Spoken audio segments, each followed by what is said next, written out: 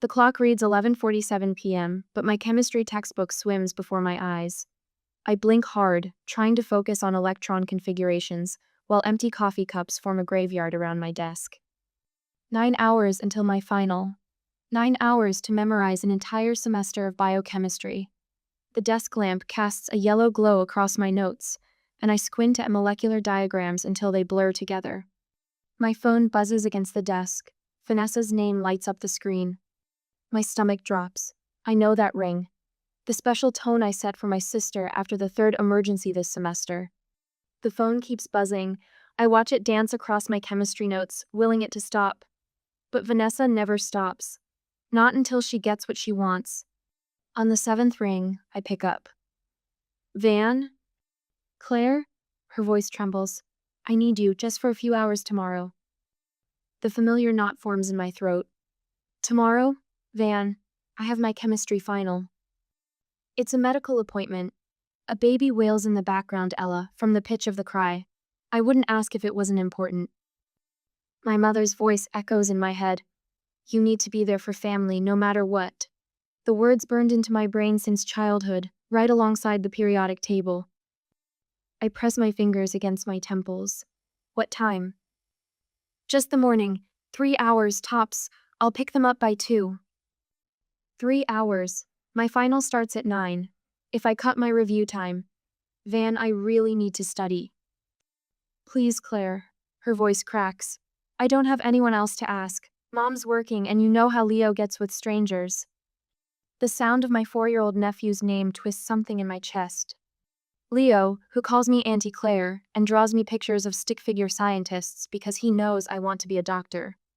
I stare at my planner, the hours mapped out in precise 15-minute blocks. 3 hours of childcare equals 3 hours less study time. The numbers don't add up, but they never do when Vanessa calls. Just 3 hours, I say finally. I need to be back studying by 2. You're a lifesaver. The tears vanish from her voice, replaced by bright relief. I'll drop them off at 8. I hang up and set my alarm 30 minutes earlier. 7 instead of 7:30. Every minute counts now. But Vanessa arrives at 8:45, her hair wild and makeup half done. Baby Ella wears a stained onesie, and Leo clutches his dinosaur backpack with one sock-clad foot and one bare one. His other shoes in the car somewhere, Vanessa says, shoving an overstuffed diaper bag into my arms. Ella just ate, and Leo likes apple juice. There's some in the bag. I try to catch her arm. Van, you said 8 o'clock. I know, I'm sorry. She swipes at her lipstick, which is smeared slightly outside the lines. Traffic was awful. Oh, and I might grab lunch with Sarah after my appointment. Just an extra hour, tops. My chest tightens. But you said... You're the best! She kisses each child quickly, lingering a moment longer than usual with Ella. Something flickers in her eyes, guilt, fear. But then she's gone, her coat flapping behind her as she hurries down the hall. I catch a glimpse of sequins beneath the practical brown wool. Not exactly medical appointment attire. The door clicks shut. Leo tugs at my sweater with sticky fingers. Auntie Claire, I'm hungry. Okay, buddy. I hoist Ella higher on my hip, trying to balance her against my biochemistry textbook. Let's get you some breakfast. Ella starts to fuss, and I bounce her gently while digging through the diaper bag with my free hand. My phone buzzes. A message from my professor. Review session starting now. Last chance before the final. I silence the phone and pull out a juice box for Leo. He squeezes it too hard, and apple juice sprays across 3 pages of my carefully color-coded study guide. My hands shake as I mop up the spill. The molecular structures blur and run together, stained sweet and sticky, like everything else Vanessa touches. The hours tick by. 9 o'clock, 10, 11. My unanswered texts pile up. Van, where are you? The appointment should be done by now. Please call me. Van, I have to study. At 5:47, I'm pacing my small dorm room, Ella crying against my shoulder while Leo builds a fort from my pillows. My professor's name flashes on my phone, the third missed call. When it finally rings at 9:30, I grab it so fast I almost drop Ella. Van? Music pounds through the speaker. Laughter. The unmistakable ding of a slot machine. Claire. Vanessa's voice floats through the chaos, loose and slurred. Slight change of plans. Can you keep them overnight? The room spins. I sink onto my bed, still clutching Ella. My final is in 11 hours. Vanessa. My voice comes out strange and tight. Where are you? But I already know. The better question is, what am I going to do about it? The screen of my phone glows in the darkness. 14 calls, 23 text messages. My thumb hovers over Vanessa's name.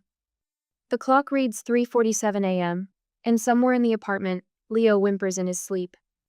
Vanessa, please. My voice breaks as I record another voicemail. It's been 24 hours. Just tell me you're okay. The words echo in the kitchen where I stand, barefoot on cold linoleum. A bottle of formula sits half prepared on the counter, powder scattered like snow around its base. My hands shake as I press end on the call. 1 hour. I'll give her 1 more hour before I call the police. The thought makes my stomach clench. I imagine the conversation. Yes, officer, my sister abandoned her children with me. No, officer, she didn't say where she was going. Yes, officer, I'm only 18. Leo's whimper turns into a cry. I shuffle toward the bedroom, my legs heavy with exhaustion. He sits up in the nest of blankets I made on my floor, his Spider-Man pajamas twisted around his small body. When's Mommy coming back? His lower lip trembles. Soon. The lie tastes bitter. Let's get you some water, buddy. In the kitchen, my phone buzzes. My heart leaps, but it's just my mother returning my frantic calls from earlier. Have you heard from her? I ask without greeting. Oh, honey, you know how Vanessa gets. Mom's voice carries that familiar note of dismissal.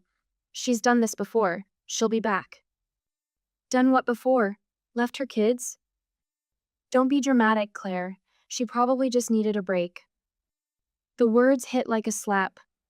I think of my biochemistry final, now missed, of Professor Wilson's voicemail about automatic failure, of Leo's tear-stained face, and Ella's endless crying. I'm calling the police, I say. Claire Elizabeth Morgan, don't you dare. Mom's voice sharpens. We handle family matters in the family. I end the call.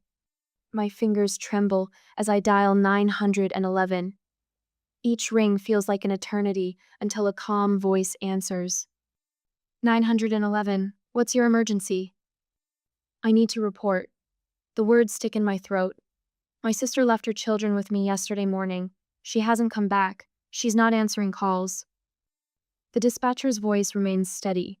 How long has she been gone? 26 hours. I swallow hard. She said she had a medical appointment. She was supposed to be back in 3 hours.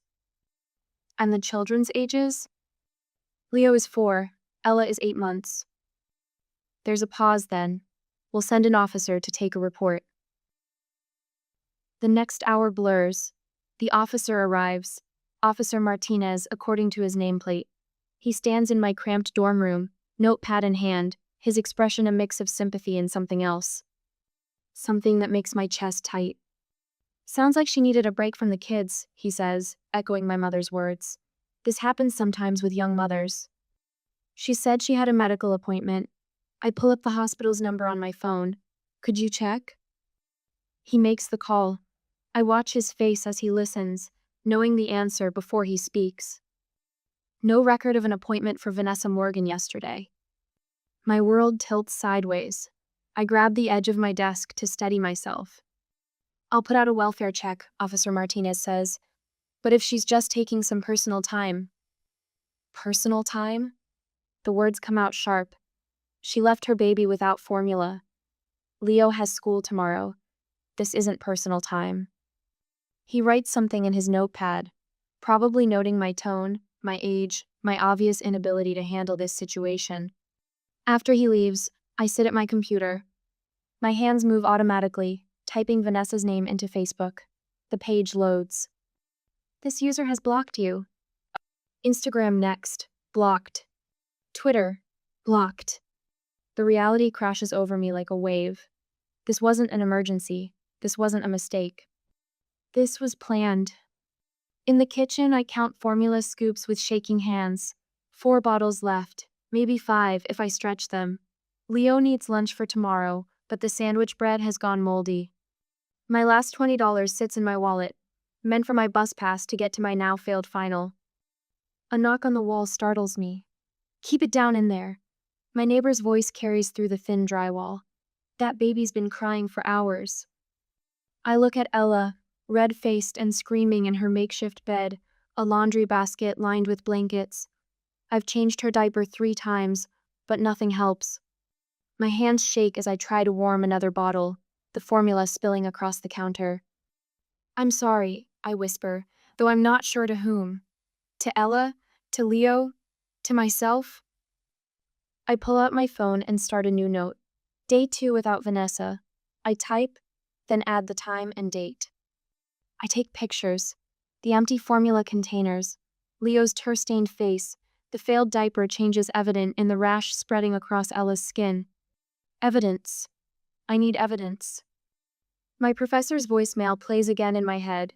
Missing this final means failing the course. Family emergencies require documentation.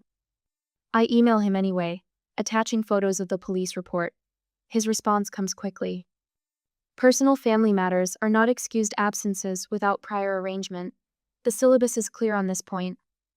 The alarm on my phone chimes, the one set for my final. I silence it with trembling fingers, then slide down the kitchen wall until I hit the floor. Ella's cries have turned to whimpers. Leo sleeps fitfully on my bed, his small body curled around my pillow. In the bathroom mirror, a stranger stares back at me. Dark circles ring my eyes. My hair hangs limp and unwashed.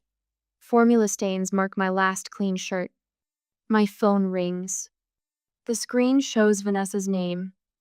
My hands shake so badly I almost drop it as I answer. Hey, how are the kids doing? Her voice is light, casual. In the background, I hear the distinctive electronic trill of slot machines, the sound of distant cheering. You're in Vegas? The words come out in a whisper. Oh my God, Claire, you won't believe it. I met this guy at the bar yesterday and he just happened to have an extra ticket and… I stop listening. The slot machines keep ringing in my ears, a mocking chorus of bells and whistles while my world collapses in a dorm room 500 miles away. My fingers grip the phone so tight my knuckles blanched white. When are you coming home? The question scraped my throat raw. Soon, soon. Ice clinked against glass. Someone shouted about drinks. Hey, Tony. Yeah, I'll take another martini. The line went dead. I stared at my reflection in the dark window. Dark circles carved valleys under my eyes, and baby formula crusted the collar of my wrinkled t-shirt.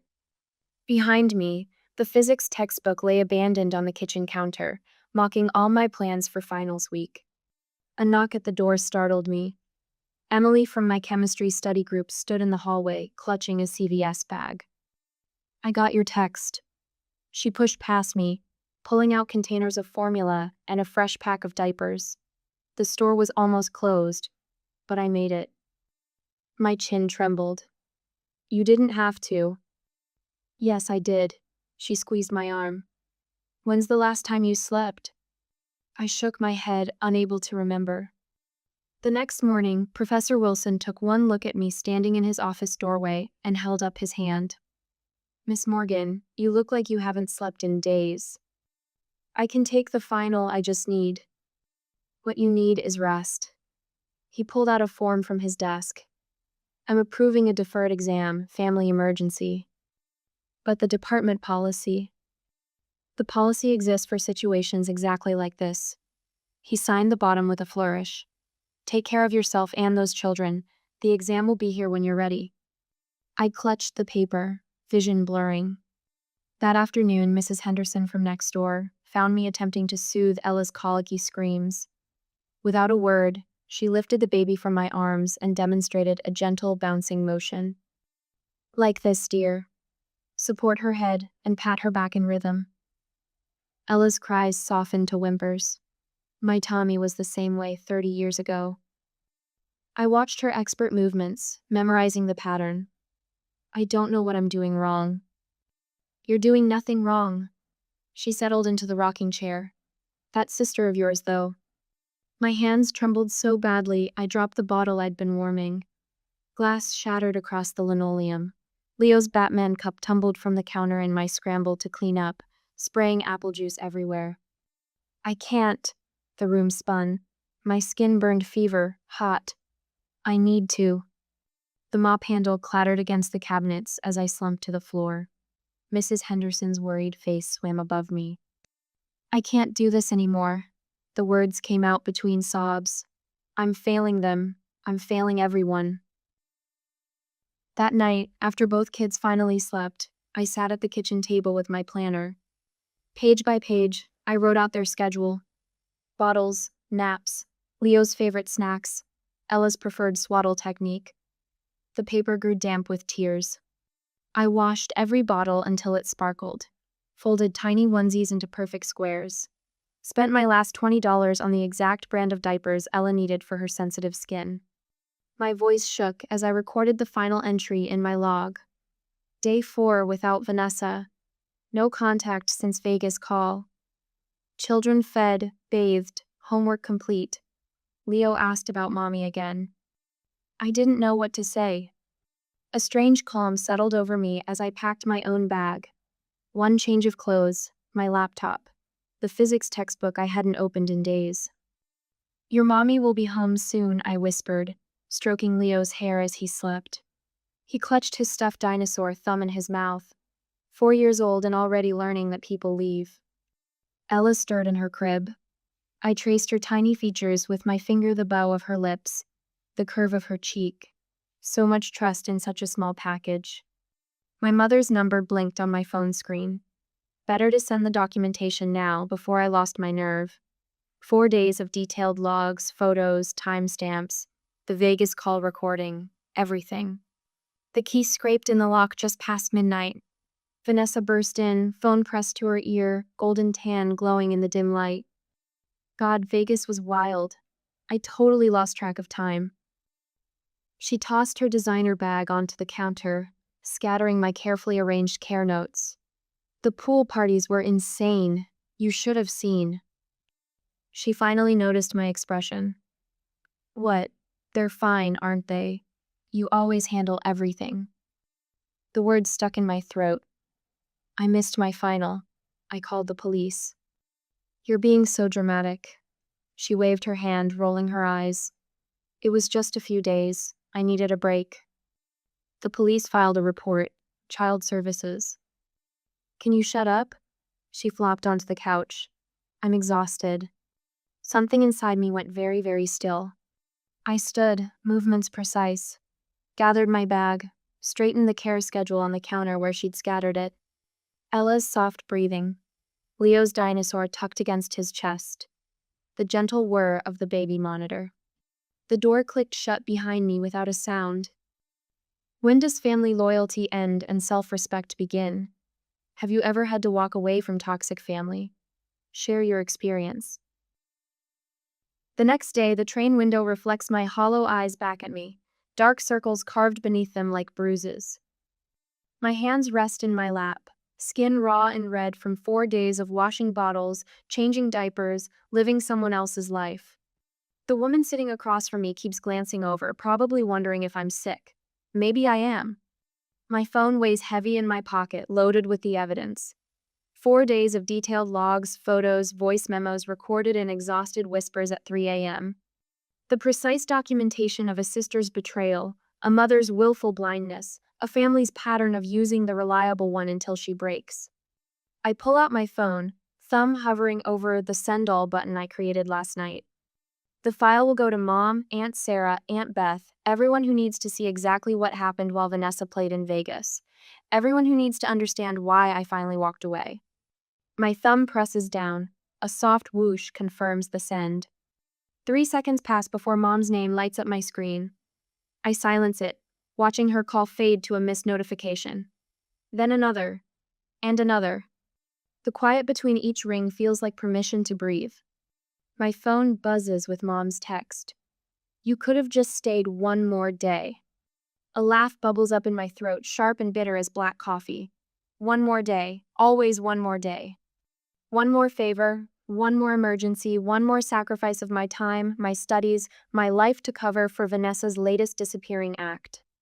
Aunt Sarah's voicemail comes next. I had no idea Vanessa would do this. The lie in her voice stings worse than the truth. They all knew. They'd watched Vanessa dump her kids on me a dozen times before.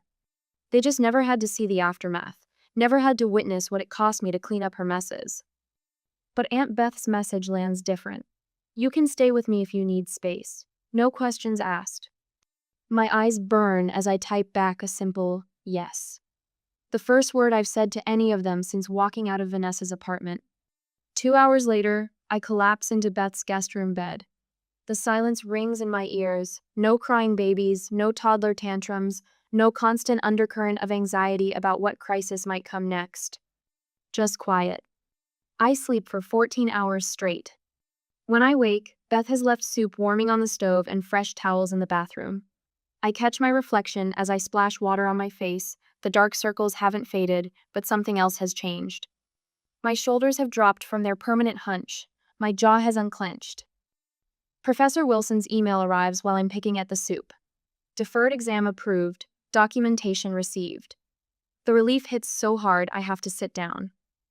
One piece of my life, salvaged from the wreckage Vanessa left behind.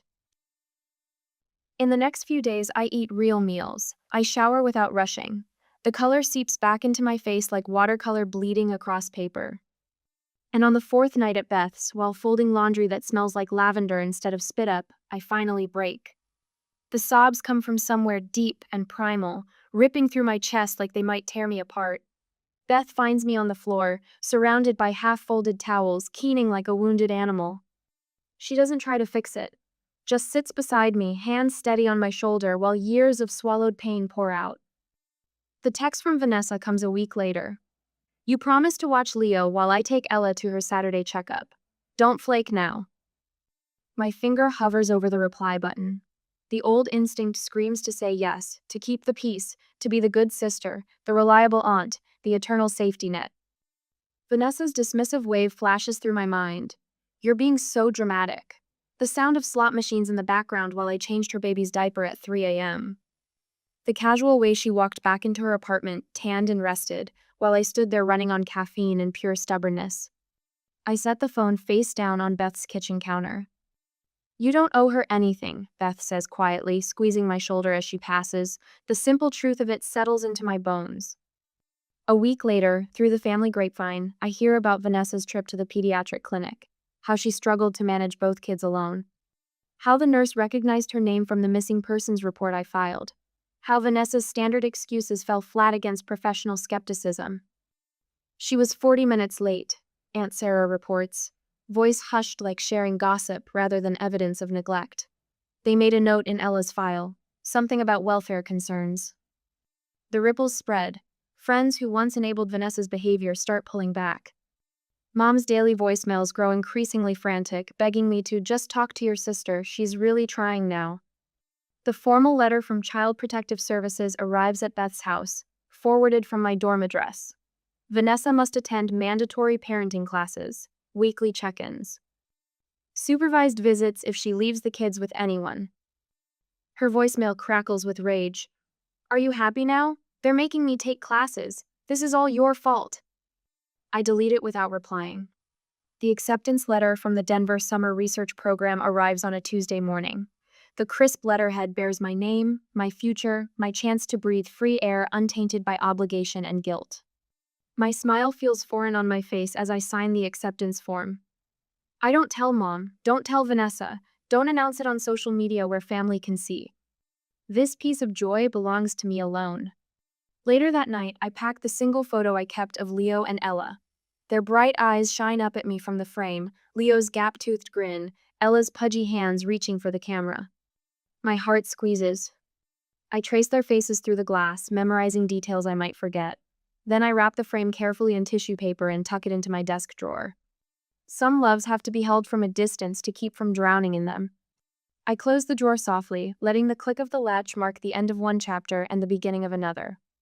One where I choose myself first, where my voice rings clear and true, where no is not a betrayal, but a battle cry. They'll call it abandonment, running away, selfishness. I call it survival. A month later, the microscope clicks into focus under my fingers. Through the lens, bacterial colonies spread across the petri dish in perfect, predictable patterns. Here in the sterile quiet of the Denver Research Lab, everything makes sense. No chaos, no drama, no last-minute emergencies that aren't actually emergencies at all.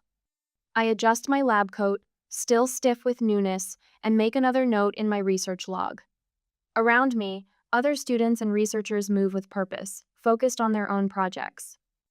None of them know about the trail of broken promises and manipulated guilt I left behind in Meadowbrook. None of them care that I haven't spoken to my sister in 32 days. Hey, want to grab lunch? My lab partner Rachel leans against my workstation. That new sandwich place opened across the street. Give me 5 minutes to finish this culture count. Rachel nods and wanders off to gather her things. My phone buzzes in my pocket, the special vibration pattern I set for family messages. I don't need to look to know it's another text from Vanessa. They've been coming more frequently lately, a desperate digital drumbeat. Where are you? Mom won't tell me. Answer your phone, Claire, this isn't funny. You can't just disappear like this. I click to the next microscope field, counting methodically. My mother's voicemails stack up too, her tone shifting from worried to pleading.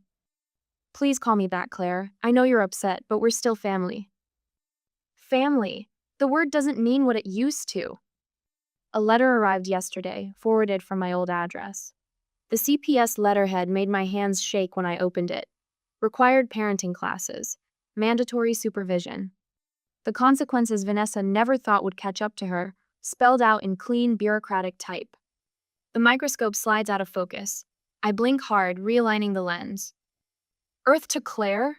Rachel waves a hand in front of my face. You okay? You've been staring at that same spot for like 5 minutes. Sorry, got lost in thought. I push back from the microscope, stripping off my latex gloves. Lunch sounds good. My new roommate, Kate, notices too.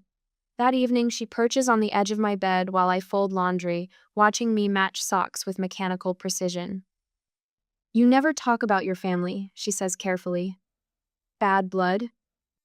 I smooth a wrinkle from a t-shirt. Something like that. My phone lights up again. Vanessa's number flashes on the screen, no voicemail this time. She's learning I won't listen to them anyway. But 2 days later, Aunt Beth's message lands like a rock in my stomach. Vanessa showed up at my house looking for you. She seemed different, more scared than angry.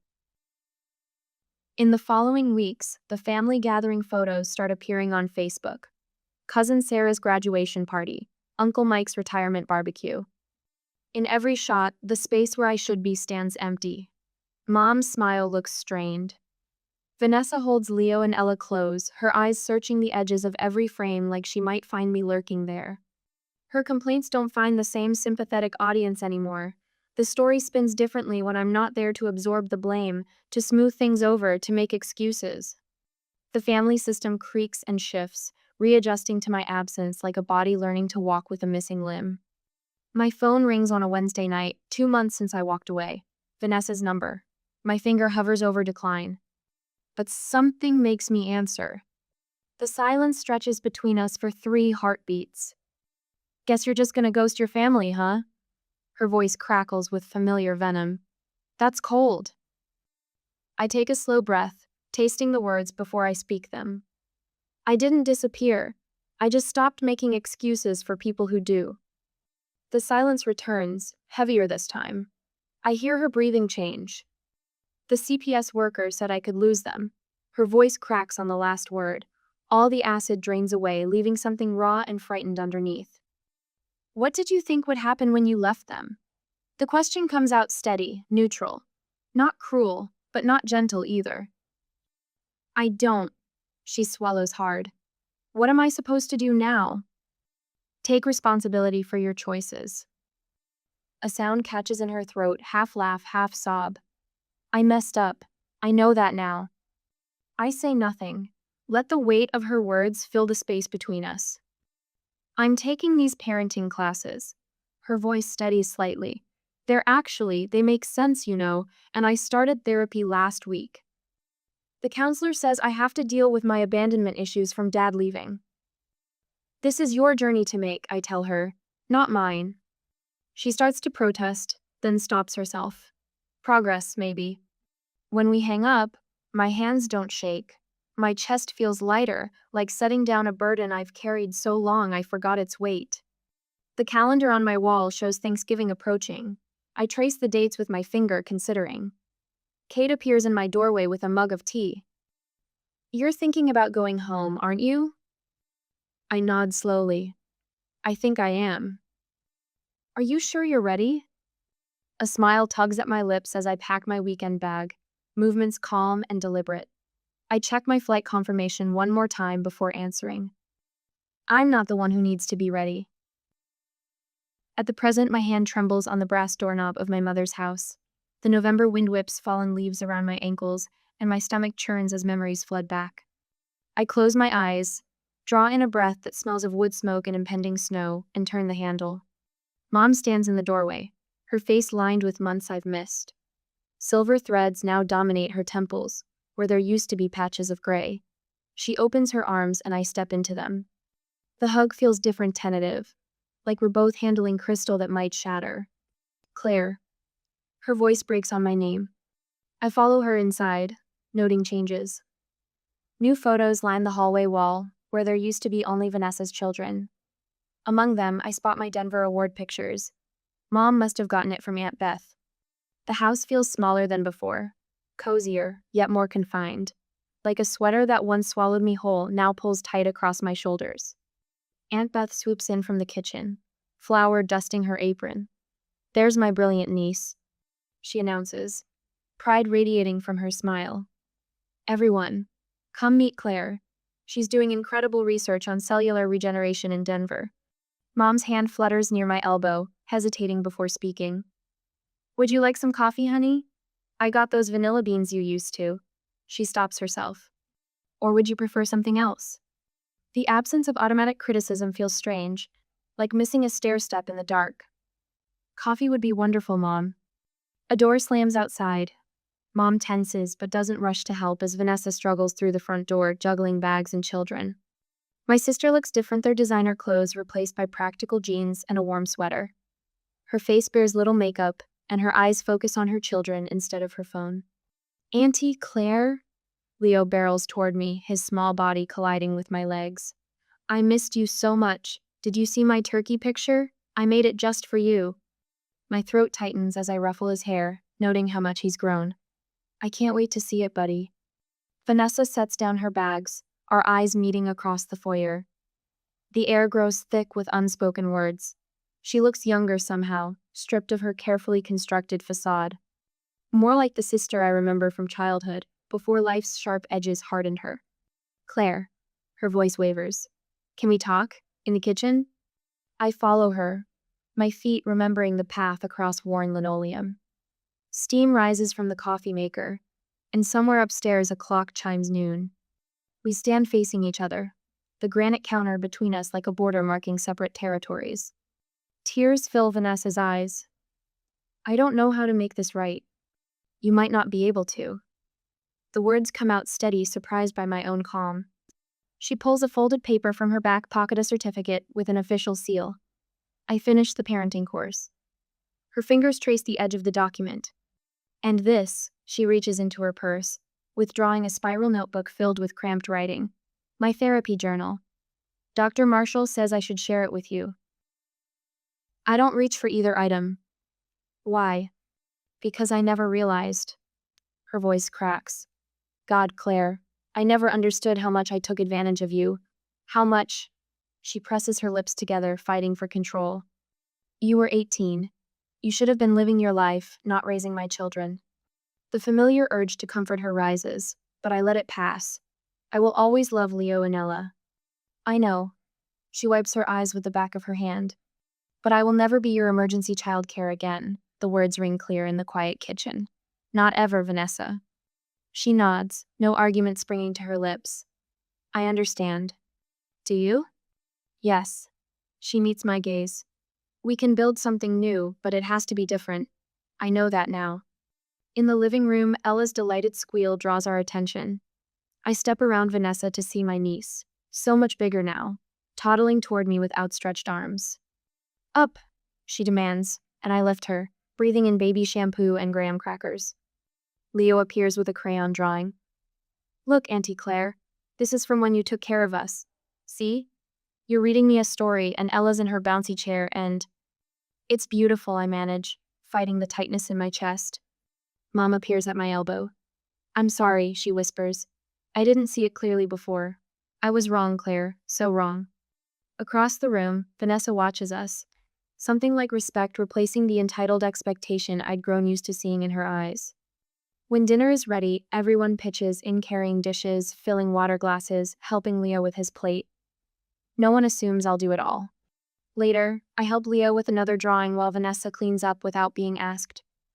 Our eyes meet across the room, understanding passing between us, bittersweet but real. Some bridges can't be rebuilt exactly as they were. Sometimes they must be designed anew, with stronger foundations and clearer boundaries. Standing at the sink, watching leaves dance across the darkening yard, I realize that saying no isn't cruel, it's what you do when yes has cost you too much. Like a bone that breaks and heals stronger, some relationships need that clean break to mend properly. The sound of Leo's laughter mingles with the clink of dishes and the soft murmur of family conversation. Not perfect, not like it was, but maybe, just maybe, better than before.